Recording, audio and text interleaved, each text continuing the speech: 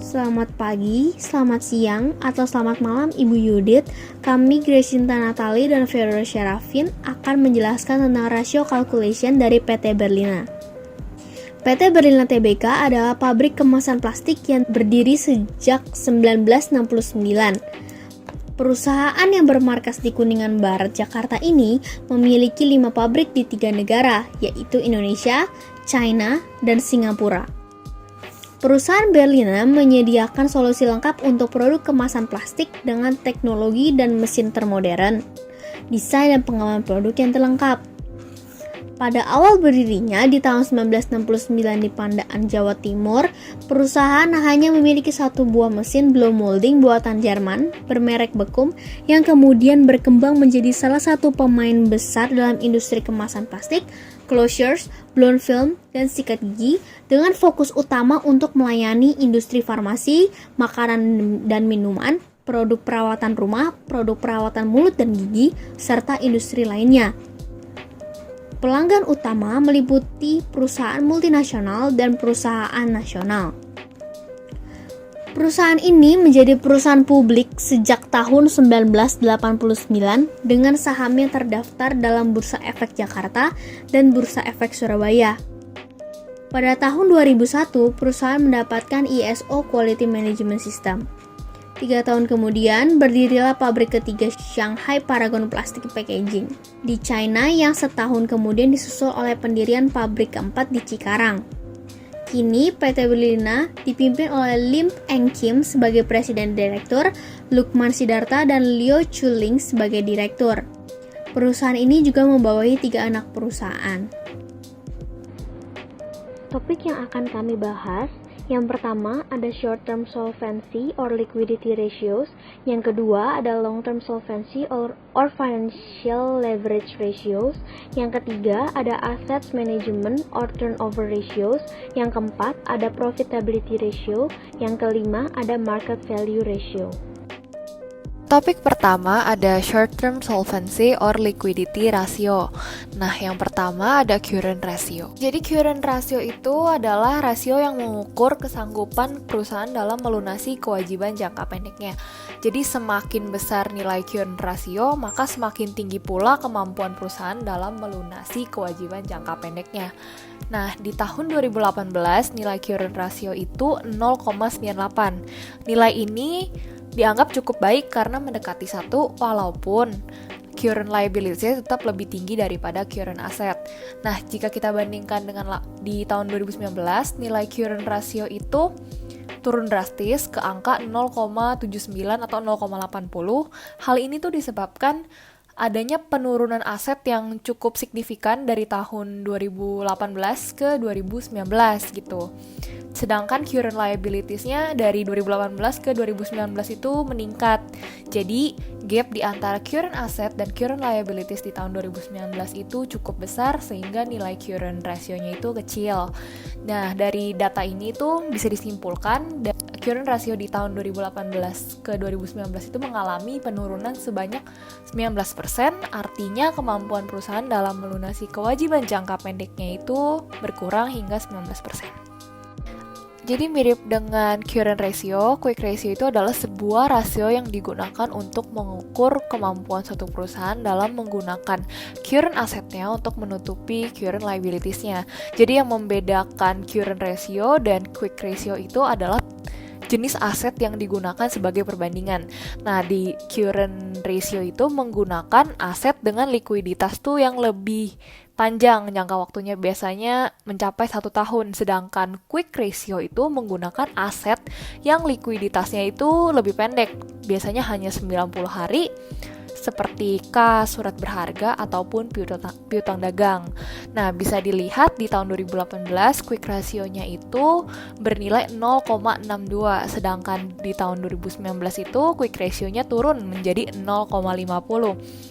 Jadi, bisa disimpulkan quick ratio dari tahun 2018 ke tahun 2019 mengalami penurunan, artinya kemampuan perusahaan dalam melunasi utang jangka pendeknya berkurang hingga 12%. Jadi cash ratio itu digunakan untuk mengukur besarnya uang kas yang tersedia untuk melunasi kewajiban jangka pendek. Jadi dilihat dari tersedianya kas atau yang setara dengan kas, contohnya adalah rekening giro. Nah, bagusnya itu rasio ini menunjukkan angka 1:1 atau makin besar makin baik karena dianggap kasnya itu semakin lancar untuk menutupi utang jangka pendeknya. Sedangkan kita bisa lihat di tahun 2018 nilai cash ratio-nya itu 0,12 dan di tahun 2019 turun menjadi 0,07. Jadi penurunan nilai cash ratio ini dapat disebabkan karena penurunan kas dan kesetaraannya di tahun 2019 sehingga kemampuan perusahaan untuk melunasi kewajiban jangka pendek juga berkurang jika dinilai dari segi cash dan kesetaraannya.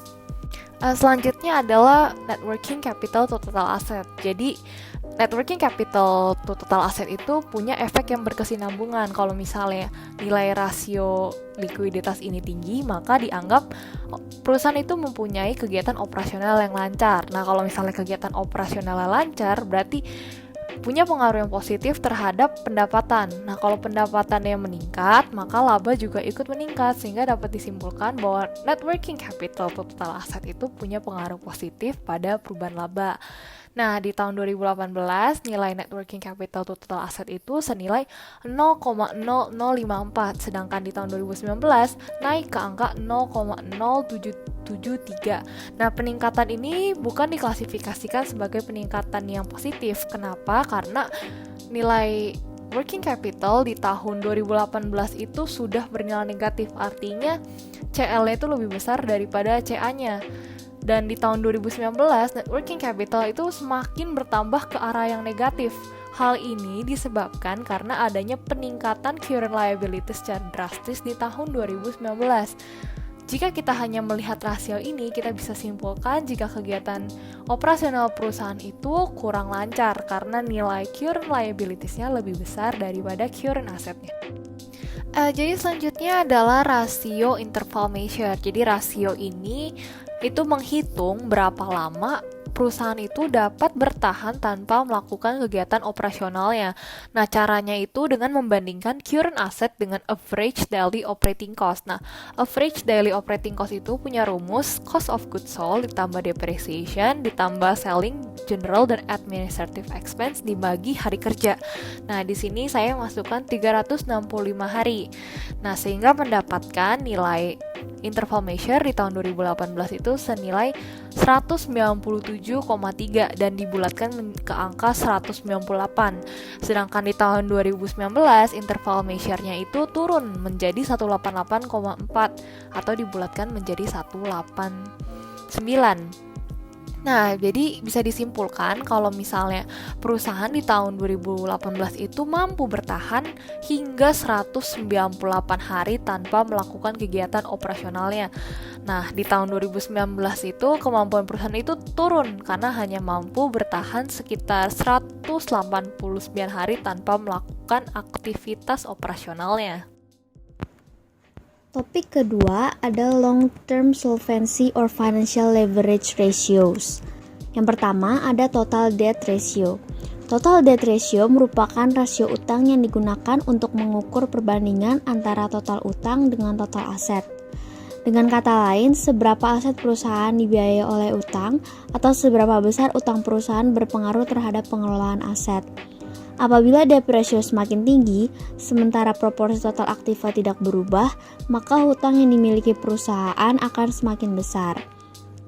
Di tahun 2018 menuju 2019, total utang semakin kecil karena total aset dan total equity juga semakin kecil. Bisa kita lihat dari tahun 2018, total debt ratio menunjukkan angka 0,54 dan pada tahun 2019 menunjukkan angka 0,58 yang mengalami kenaikan sebesar 4% sehingga utang yang dimiliki perusahaan akan semakin besar dan risiko finansial perusahaan mengembalikan pinjaman juga semakin besar. Yang kedua ada debt equity ratio. Debt equity ratio menggambarkan sampai sejauh mana modal pemilik dapat menutupi hutang-hutang kepada pihak luar dan merupakan rasio yang mengukur hingga sejauh mana perusahaan dibiayai oleh utang.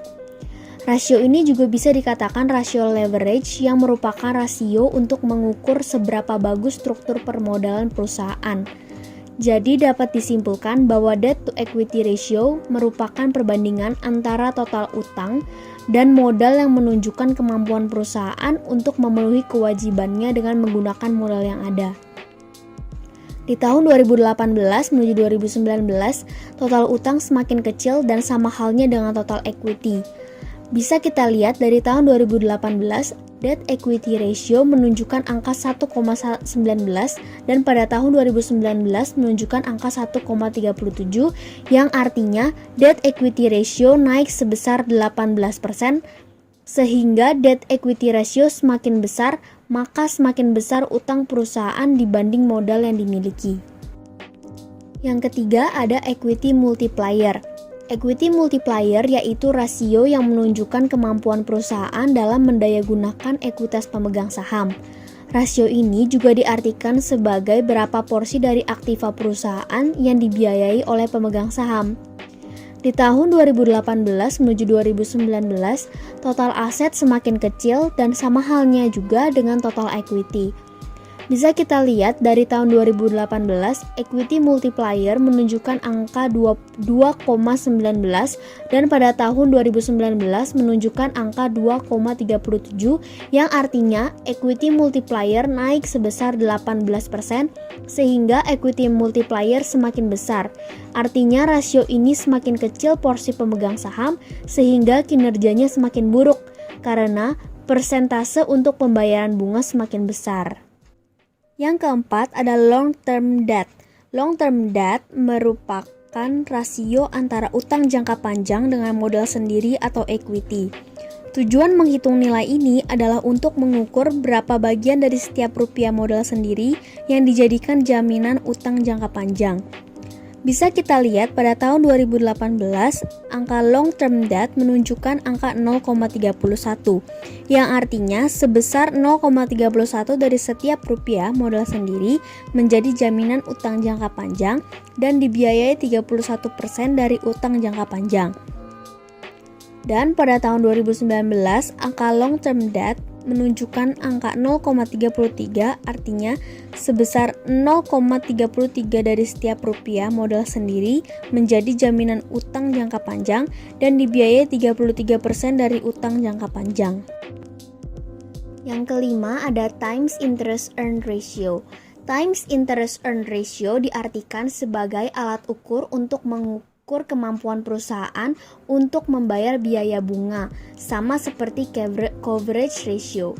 Semakin tinggi rasio ini, maka semakin besar kemungkinan perusahaan memperoleh bunga pinjaman dan dapat menjadi ukuran untuk memperoleh tambahan pinjaman baru dari kreditor. Demikian pula sebaliknya, apabila rasio rendah semakin rendah pula kemampuan perusahaan untuk membayar bunga dan biaya lainnya. Di tahun 2018 menuju 2019, total EBIT semakin besar dan sama halnya dengan interest.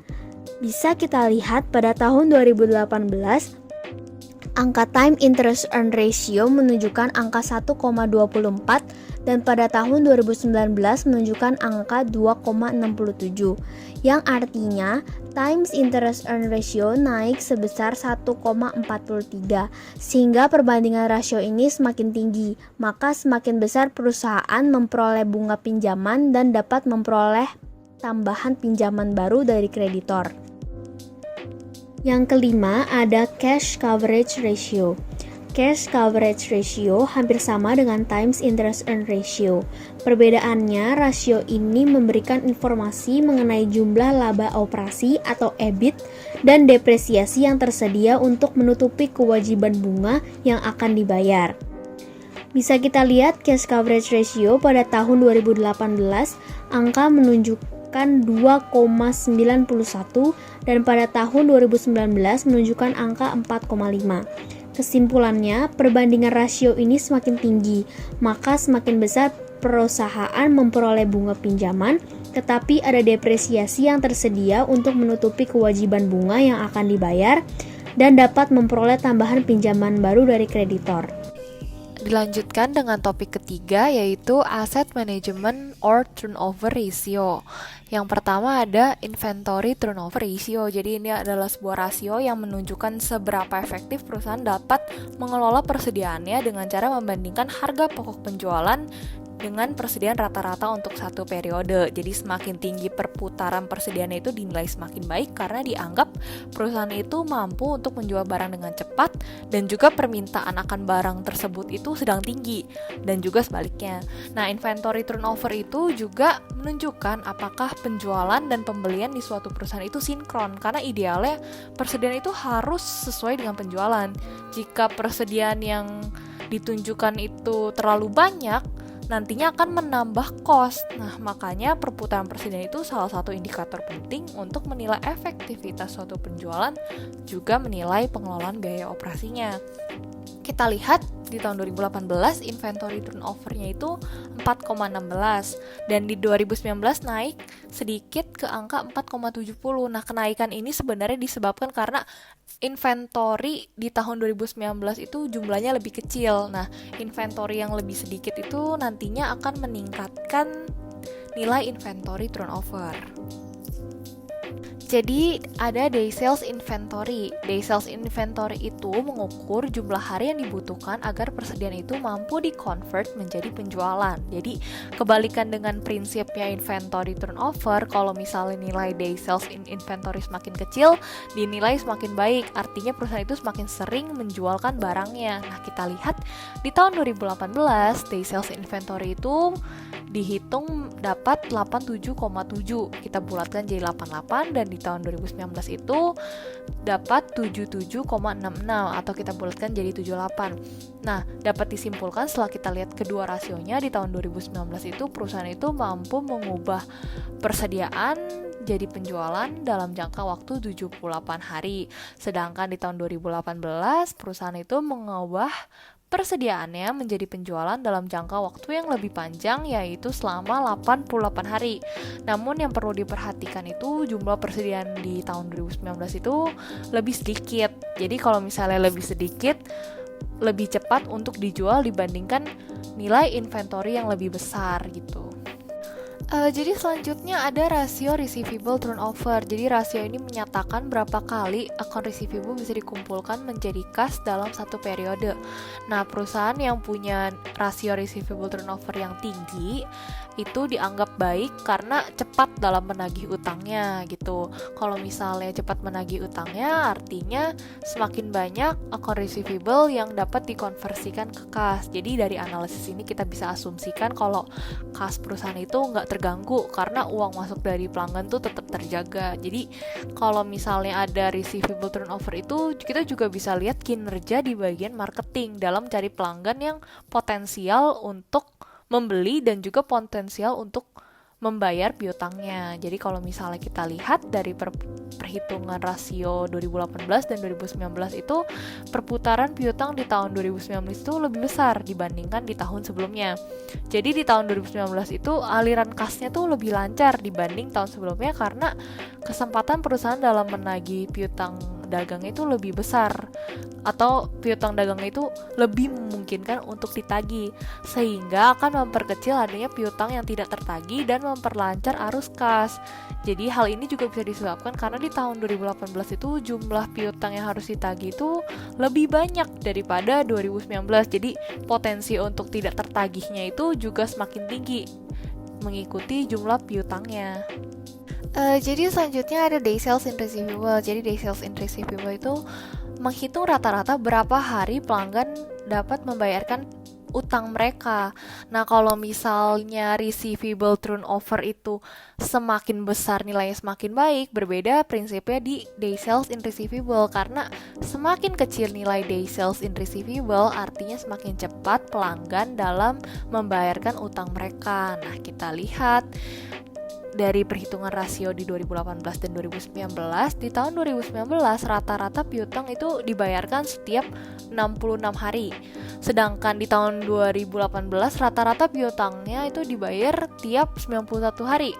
Artinya, aliran kas dari penagihan hutang di tahun 2019 itu lebih lancar dibandingkan di tahun 2018 karena pelanggan itu lebih cepat membayar utangnya, atau kita sebagai perusahaan itu cepat dalam menagih piutangnya di tahun 2019.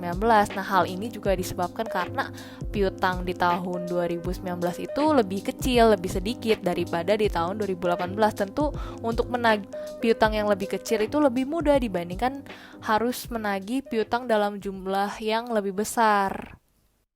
Jadi selanjutnya ada networking capital turnover. Jadi networking capital turnover itu merupakan perbandingan antara penjualan dengan networking capital, di mana networking capital itu punya rumus current asset dikurangin current liabilities. Nah, networking capital turnover itu menunjukkan banyaknya sales yang didapat setelah perusahaan itu menginvestasikan sejumlah modal. Nah, kita lihat di perhitungannya di tahun 2018 itu networking capitalnya itu lebih besar dibandingkan di tahun 2019 karena perusahaan itu membayar current liabilities yang lebih sedikit dibandingkan tahun berikutnya.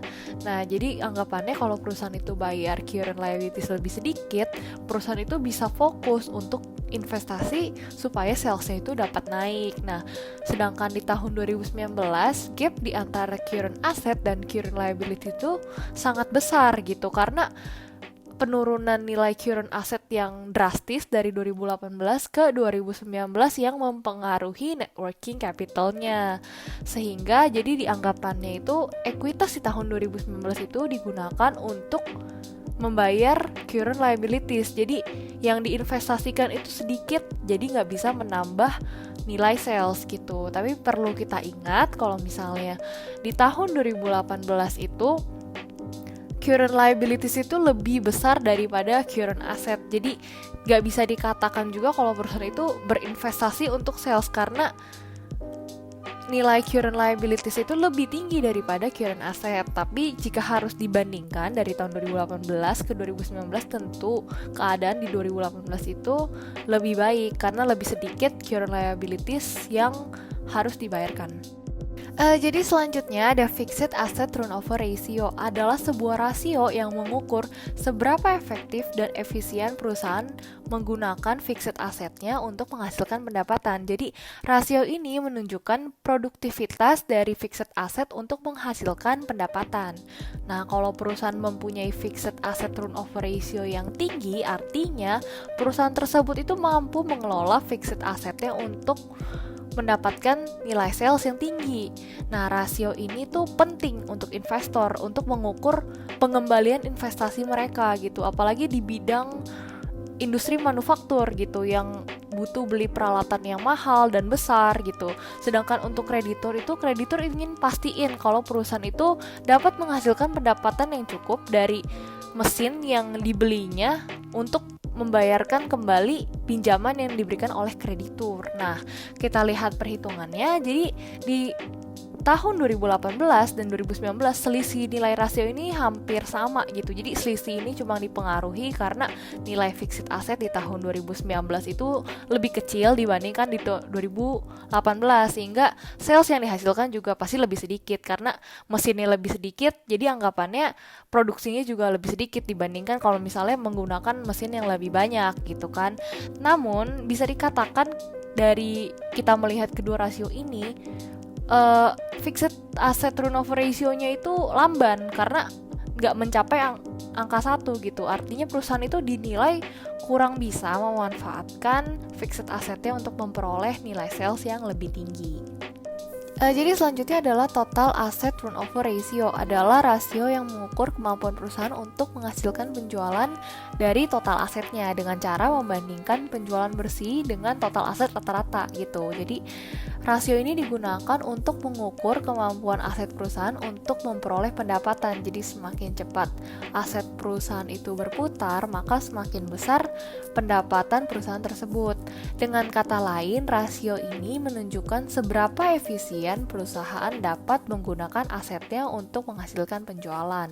Nah, bedanya dengan fixed asset ratio yang tadi adalah nilai aset yang digunakan. Kalau fixed asset ratio itu hanya melihat dari nilai fixed asset terhadap sales, sedangkan total asset turnover ratio ini melihat aset secara keseluruhan yang digunakan untuk menghasilkan nilai sales gitu.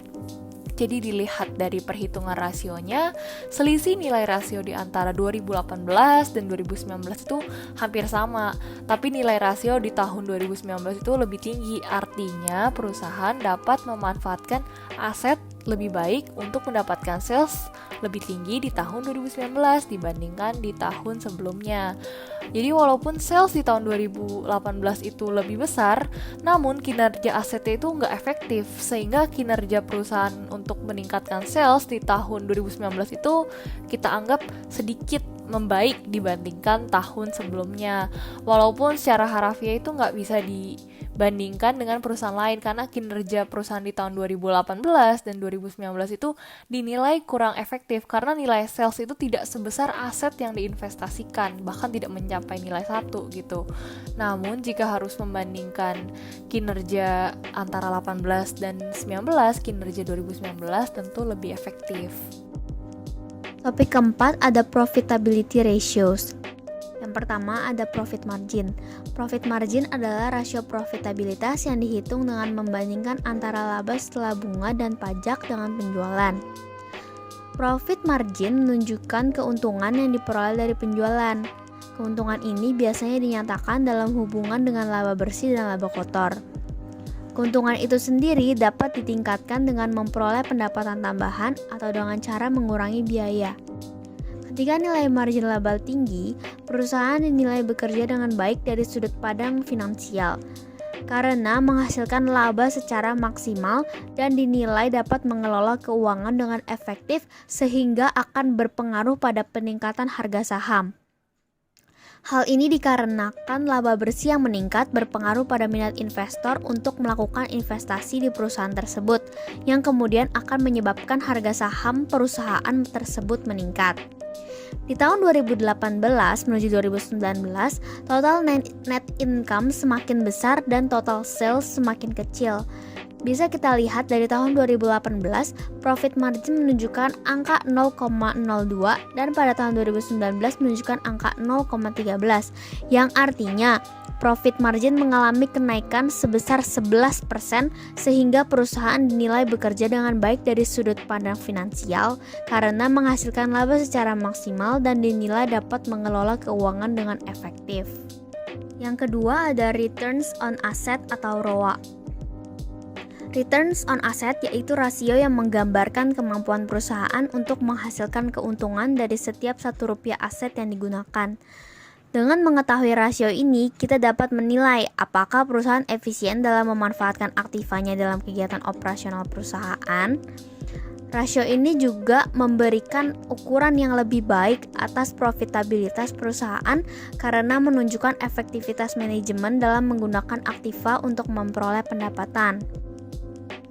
Kalau return on asset semakin besar, artinya semakin bagus, karena total aset yang dimiliki perusahaan mampu memaksimalkannya menjadi laba bersih. Hal ini berarti dengan aset-aset yang dimiliki perusahaan mampu memanfaatkan aset dengan baik, sehingga bisa menghasilkan keuntungan bagi perusahaan. Kalau kita lihat di sini tahun 2018 menuju tahun 2019, total net income semakin besar dan total aset semakin kecil. Bisa kita lihat pada tahun 2018, return on asset menunjukkan 0,01 dan pada tahun 2019 menunjukkan angka 0,07 yang artinya returns on asset mengalami kenaikan sebesar 6% sehingga semakin baik untuk perusahaan karena mampu memaksimalkan total aset menjadi laba bersih.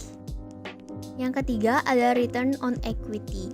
Returns on equity digunakan untuk mengukur seberapa besar kemampuan perusahaan dalam menghasilkan laba bersih dari ekuitas atau modal yang dimiliki, baik modal sendiri maupun modal yang disetor oleh pemegang saham atau mengukur pengembalian atas modal. Di tahun 2018 menuju 2019, total net income semakin besar dan total equity semakin kecil.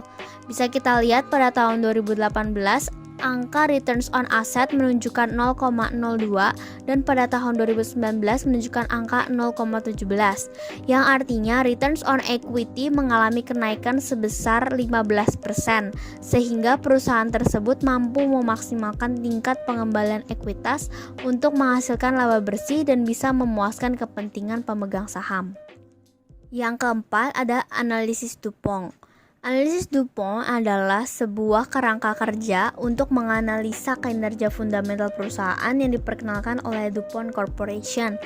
DuPont Analysis merupakan teknik yang bermanfaat untuk menguraikan komponen dalam perhitungan rasio returns on equity. Penguraian komponen returns on equity memudahkan investor untuk lebih berkonsentrasi pada poin inti dari kinerja keuangan agar dapat mengidentifikasi kekuatan dan kelemahan dari perusahaan. Yang pertama ada profit margin, dapat meningkat jika biaya berkurang atau harga dinaikkan, yang dapat memberi pengaruh besar terhadap returns on equity. Dari tahun 2018 menuju 2019, profit margin mengalami penurunan sebesar 1%. Hal ini merupakan salah satu penyebab kenapa harga saham perusahaan mengalami fluktuasi yang sangat kuat saat manajemen membuat perubahan terhadap proyeksi margin laba, biaya, dan harga. Lalu, yang kedua ada asset turnover ratio. Ini dapat membantu saat membandingkan dua perusahaan yang sangat mirip, karena aset mencakup komponen lain seperti persediaan barang dagangan. Maka, perusahaan pada rasio ini dapat menandakan penjualan yang sedang turun atau naik yang kemudian akan terpampang nilainya dalam laporan keuangan. Dari tahun 2018 menuju 2019, aset turnover ratio mengalami penurunan sebesar 1%, sehingga aset turnover ratio sebuah perusahaan menurun, maka returns on asset juga ikut turun. Lalu yang ketiga di sini ada equity multiplier. Equity multiplier menggunakan utang dan modal bersamaan demi membiayai operasional dan ekspansi. Jika tidak menggunakan utang juga tidak baik karena dapat menghabiskan dana kas internal perusahaan terlalu besar sehingga tidak dapat cadangan jika perusahaan sedang mengalami masa terburuknya. Akan tetapi terlalu banyak utang juga meningkatkan financial leverage dan ROE. Juga menciptakan risiko besar karena porsi utang yang tidak proporsional terhadap ekuitas. Di sini bisa kita lihat di tahun 2018 menuju 2019 equity multiplier mengalami kenaikan sebesar 18% sehingga porsi utang semakin banyak. Topik kelima ada market value ratio. Yang pertama ada price earning ratio. Price earning ratio adalah salah satu ukuran paling dasar dalam analisis saham secara fundamental. Secara mudahnya, price earning ratio adalah perbandingan antara harga saham dengan laba bersih perusahaan, di mana harga saham sebuah emiten dibandingkan dengan laba bersih yang dihasilkan oleh emiten tersebut dalam setahun.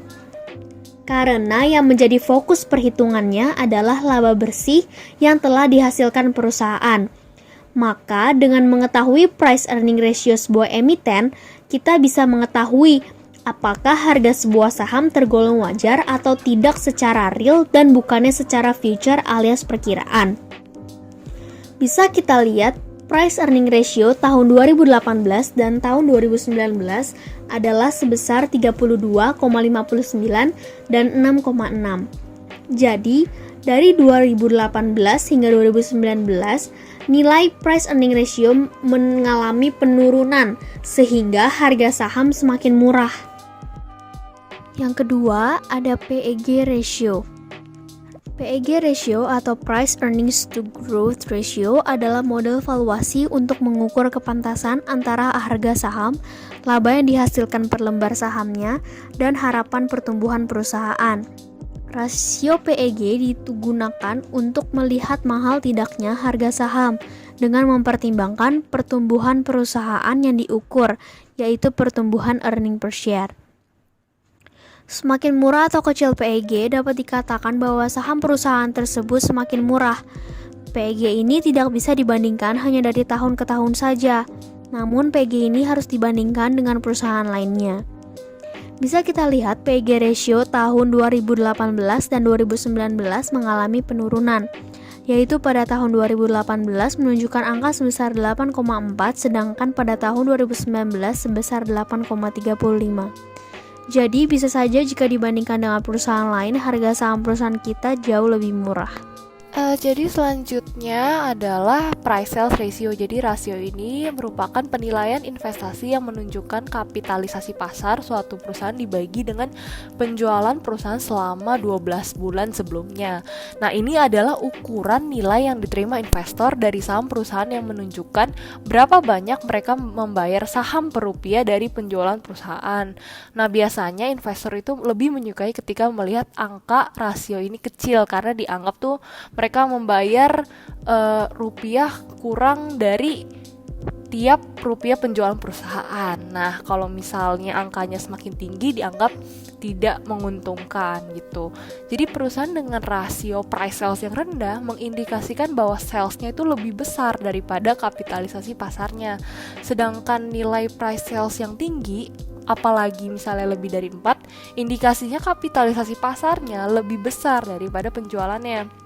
Jadi untuk menghitung price sales ratio ini kami menggunakan 2 rumus, yaitu rumus pertama price per share dibagi sales per share, dan rumus kedua market capitalization dibagi sales. Nah, hasil yang kami temukan itu tidak jauh berbeda, dimana ketika kami menggunakan rumus pertama yaitu price per share dibagi sales per share, di tahun 2018 itu kita dapat angka 88,9 dan di tahun 2019 itu kita dapat 856. Sedangkan kita pakai rumus kedua yaitu market capitalization dibagi sales itu 2018 itu menunjukkan angka 890,5 dan di tahun 2019 itu menunjukkan angka 857,9. Nah, keduanya menunjukkan penurunan dari tahun 2018 ke tahun 2019, tapi bukan karena peningkatan sales, melainkan angka price per share-nya atau market capitalization-nya itu meningkat. Nah, kalau kita bisa lihat itu angka 808 itu kan lebih dari 4, menunjukkan angka yang benar-benar tidak favorable gitu. Karena sebenarnya permasalahan di sini adalah salesnya itu jauh lebih kecil daripada market capitalization. Dan anggapannya investor itu harus mengeluarkan lebih banyak investasi saham untuk penjualan perusahaan. Jadi market to book ratio itu mengukur seberapa besar pasar menghargai nilai buku saham suatu perusahaan. Jadi jika nilai market to book ratio-nya semakin besar, mengindikasikan kalau pasar tuh percaya akan prospek perusahaan tersebut pada masa mendatang. Dan implikasinya adalah harga saham perusahaan itu akan naik. Demikian juga sebaliknya. Nah, kita bisa simpulkan dari sini kalau semakin tinggi nilai market book value ratio-nya, berarti semakin mahal juga nilai sahamnya. Namun mahal atau murah juga sifatnya relatif, karena perlu ada suatu acuan khusus gitu untuk menilai bahwa satu jenis saham itu lebih mahal atau lebih murah daripada saham yang lain. Nah, ukuran yang dinilai representatif adalah dengan menggunakan perbandingan ukuran perusahaan di industri yang sama. Nah, kita bisa lihat di tahun 2018 rasio market book value-nya itu bernilai 1,15 dan di tahun 2019 turun ke angka 0,974. Nah, penurunan rasio ini menunjukkan harga saham di tahun 2018 ke tahun 2019 mengalami penurunan. Hal tersebut sesuai dengan situasi perusahaan di mana harga saham penutupan di tahun 2018 sebesar 1.200 turun menjadi 1.070 di tahun 2019. Hal ini disebabkan karena penurunan angka total equity dari tahun 2018 ke tahun 2019.